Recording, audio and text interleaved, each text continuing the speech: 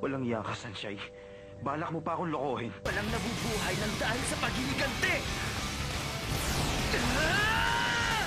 Dapat pa nga siya magpasalamat sa akin dahil tinanggalan ko siya ng basura. Hindi ako magsusorry. Natatandaan niyo ba ang mga paborito niyong karakter sa Korean novelas, anime, at cartoons? Kilala niyo ba kung sino-sino ang mga nagbibigay buhay sa mga karakter na iyon? Tara't silipin natin ang mga tao na nasa likod ng mikropono. Ako po si Camille Palma at ito ang Obra.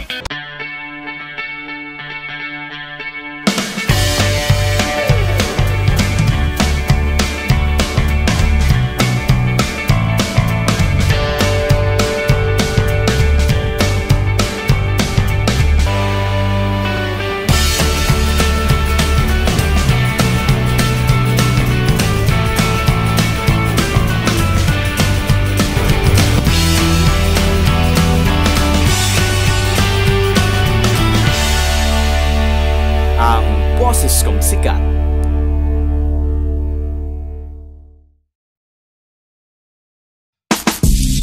Mahilig ba kayo manood ng Naruto? O di kayo fan ng Hitman Reborn? Magugulat kayo sapagkat iisa lang ang nagboses sa dalawang karakter na ito. Tara't kilalanin natin ang obra ni Blair Arellano. Ako si Blair Arellano. At ako nagboses sa likod ni Uzumaki Naruto ng Naruto at ni Tsunayoshi Sawada ng Hitman Reborn. Sasuke! Humanda ka! Ito na ako! Kage bullshit technique times 2 times 2 times 2! Ah! Reborn! Kadalasan, ang boses natin ay ginagamit para makipag-usap. Pero para sa mga dubbers tulad ni Blair, boses ang kanilang puhunan. Actually, nagsimula ako niyan kay Tito Dan. Dahil sa pangungulit ko sa kanya, bata pa ako noon. That was 1996 or 1997. Nung nagtitaping ako ng Pwedeng-Pwede, kay Robin Padilla at kay Chris Aquino. Artista po kayo? Nung bata ako. Talent center ako. Unang sumabak si Blair sa pagdadubbing nung nagkaroon siya ng audition para sa Digimon Adventures. Kinuha siya ni Danny Mandia at kahit pa Ingles ang salita, napasa niya ito. Sige, magboses ka, ganun. Subukan mo. Ang linya ko, I'm Taichi Yagami, a 5th grader in Odaiba Elementary School. Batang boses pa, mas bata pa. So, natuwa siya. Ako na raw yun. Siya pa yung namimili nun eh. Nakatulong rin daw ang pagiging artista ni Blair nung bata pa siya. Kaya naman, hindi na siya masyadong nahirapan nung nagsisimula pa lamang siya sa dubbing. Yun lang. Para lang ako umaarte. So, kung paano ako umarte sa TV, kung ano yung mga ginagawa ko, in-apply ko lang doon. Tapos, susundan ko na lang yung buka ng bibig ng karakter na idadub ko. Sa ngayon, nag-e-enjoy si Blair sa pagboboses kay Naruto at Hitman Reborn. Tila malayo pa ang mararating niya sa mundo ng dubbing. Rasengan! Ang boses sa likod ng Detective Conan, Soul Hunter, Peach at marami pang iba. Minsan mo na ring narinig ang kanyang tinig sa Meteor Garden bilang tatay ni Sanshay. Siya rin ang nasa likod ng maraming local TV at radio commercials.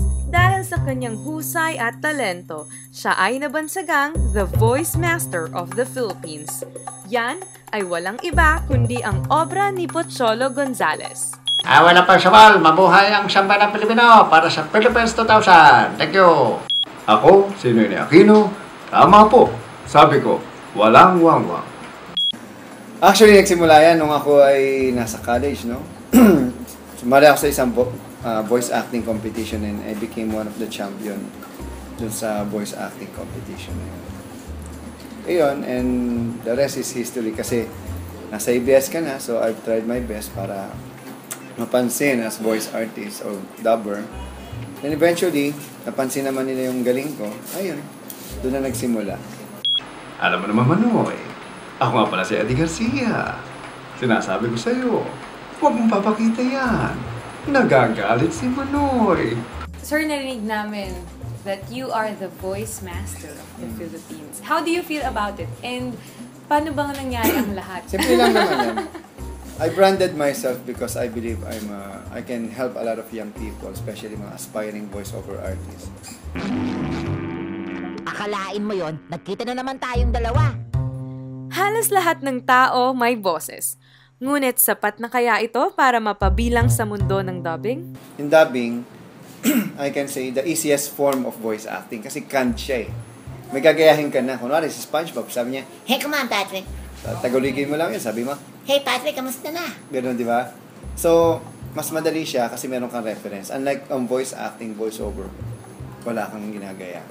Katrina, di ba sabi ko sa'yo, mahal kita kasi yummy, sarap, astig, you know. Ano po yung best part of being a voice actor? Basically, you're doing something that you are not. Alam mo yun, you can become someone even you are just a simple person. For example, I can be a president, di ba? Wala pa siya power. Giniwa mo na, Gigi Ramos ka. O yan, actor, yung si Babalu, di ba yan? Ano ka mo, ha? Baba nang magganon, baba ko yan eh. Ako nga pala si Don. Siya, di ba?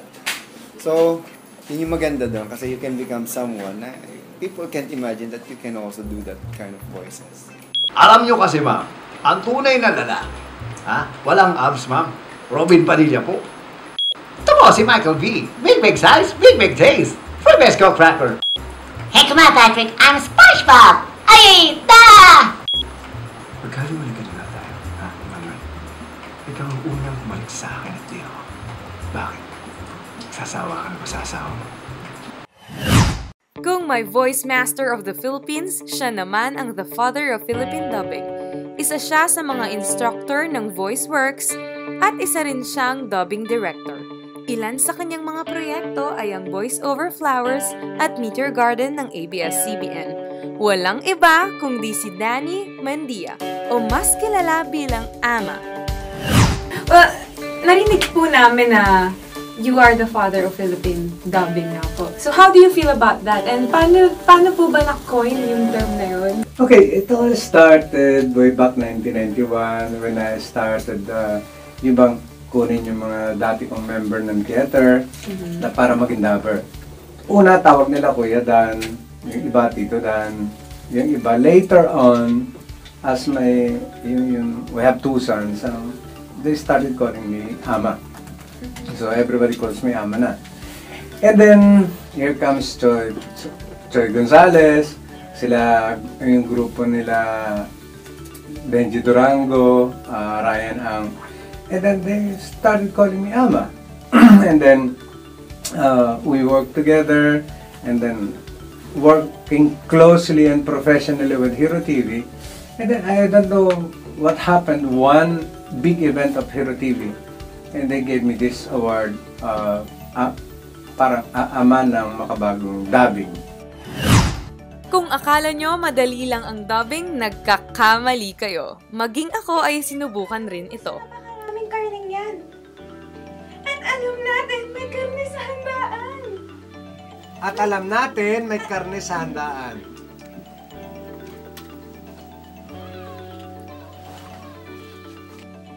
At alam natin, may karne sa handaan. Bilis! Mabilis! Tighten mo, tighten. At alam natin, may karne sa handaan. At ito na nga ang naging resulta ng aking pagdadub. Timothy, anong gagawin mo sa napakaraming karneng yan? Talaga? Kaya magkakaroon kayo ng pagtitipon?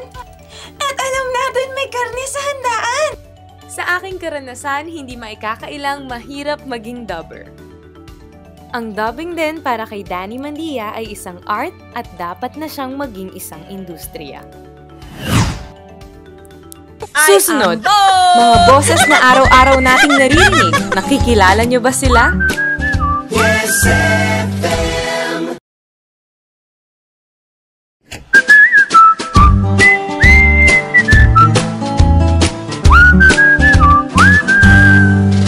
Beauty!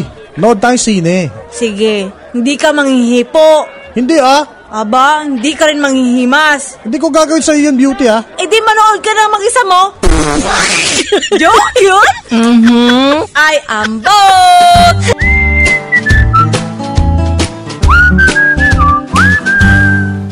Sila ang mga boses na madalas mong marinig sa bus, tindahan, at jeep. At maging sa inyong cellphone. Sila rin ang nagbibigay buhay at saya sa radyo. Tara't kilalanin natin sila.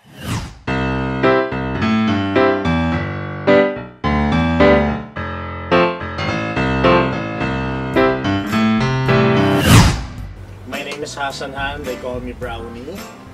At si... Ano mo? Ako ba? Ang pangalan ko ba?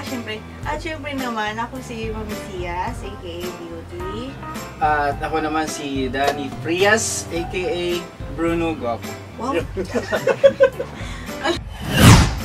Si Brownie ang kadalasang asawa o lover ni Beauty sa mga ambot joke. Minsan, isa din siyang doktor o ibang karakter. Pero sa likod ng mikropono, siya talaga si Hassan Hans II. Ako, production assistant ako eh.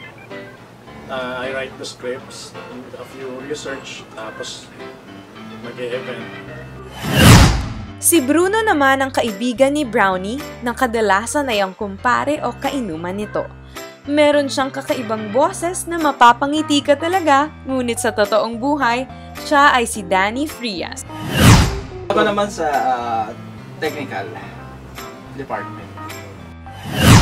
Siyempre, hindi kompleto ang trio kapag walang leading lady na si Beauty. Siya naman si Eva Mesayas, ang administrative staff ng Yes FM. Hindi, accounting ako. Sa admin po ako. Pick up sa gabi yun. Ngunit, saan kaya nagsimula ang tambalan nila? Before kasi, meron na kaming mga jokes sa radio, sa Yes FM. Kaso, kung sino-sino lang yung talent na kinukuha namin, ikaw pwede ka. Mga OJTs na halika dito, record ka. Sasabihin mo lang to, magjo-joke lang tayo, gano'n. Tapos nag-decide yung mga bossing namin, brainstorming. Okay, joke number 1. Before meron kaming joke na Tomas and Kulas. Si Bruno si Tomas, ako si Kulas. Ako si maganda na. Hindi, wala ka pa. Wala pa. Wala ka pa sa eksena nun. Oo naman. Tapos, nagsabi lang, pangalan na lang na madaling matandaan siguro, pangalan ng aso. Nun. Yun, doon na buo. So, sa madaling salita, ginawa kaming aso. Aso. Yun. Pero ako lang yung magandang aso. Magandang aso, di mayroong wakong aso. Ikaw na yun. Pangit yun. Next question nga. Kapwa magandang umaga, ito po ang Apple ng Maynila, si Brownie. At syempre naman ang alarm clock ng bayan, sikat na beauty main buntag. At syempre ako naman ang pambansang bigote, ang matine idol ng radyo, si Bruno Guapo po. Totoo ngang buhay na buhay pa rin ang radyo. Kahit hindi natin nakikita, sila ang mga nagsisilbing kaibigan natin na naglalagay ng ngiti sa ating mga labi. Kayo nang nagtatagong elepante sa EDSA? Hindi pa nga, Bruno, bakit? Ikaw ba Brownie? Hindi pa rin eh. Ikaw, nakakita ka na. Yung mga sira pala kayo eh. Paano nyo makikita eh? Nagtatago nga eh. Ikaw ang bida dito. Pinoy Spotlight. Some people want it all, but I don't want nothing at all. It faded in you, baby. Hi, I'm Marian Manliklik, the World Championships of Performing Arts bronze medalist. And I'm Brandon Chan, the World Championships of Performing Arts multi-medalist. Sa ginanap na World Championship of Performing Arts sa Long Beach, California, USA, nagkaroon ng spotlight ang mga FEU students na sina Marian Manliklik at Brandon Chan na maipakita ang kanilang galing sa larangan ng pagkanta. Ayun, kasi talaga nung una talaga, nung auditions pa lang, parang natatakot pa kami kasi hindi talaga namin alam for sure na magagaling kasi yung mga tao talaga doon. And luckily naman, yung tulad din Sir Jed Madela, ng 5th gen nila Raxa Nazar, ganyan, sila yung parang talagang nag-mentor sa amin. And yun, by that, parang, yun nga, parang minotivate nila kami. And yung pagpunta namin talaga doon, yung preparation namin, parang, pinagtigihan talaga namin eh. Kasi kailangan talaga, alam mo naman yung mga kalaban, medyo nakakatakot din Tsaka kasi. aside from the competition namin, hindi lang yun ang nangyari, parang nakabuo kami ng friends, marami. Pag uwi namin dito sa Philippines, nagkaroon kami ng concert, parang kami na yung nagbuo ng concert. And yung pagsali dito sa Lobo ng Papa, hindi lang siya basta competitions, pero din siya mga ginaganap na bootcamps, mga ganyan. Kasama yung mga natuturo kila Jessie J, yung mga ganun. Ayan, kita nyo naman, iba talaga ang mga Pinoy. Tunay ngang talentado at karapat-dapat lang na ipagmalaki. Ikaw, anong obra mo? Oh, ikaw, anong obra mo? Ikaw, anong obra mo? Ikaw, anong obra mo? Kahit ano pa man ang iyong talento, ito ay dapat inaalagaan at ipinagmamalaki. Magkita-kita po ulit tayo next week. Ako po si Camille Palma. Ikaw, anong obra mo?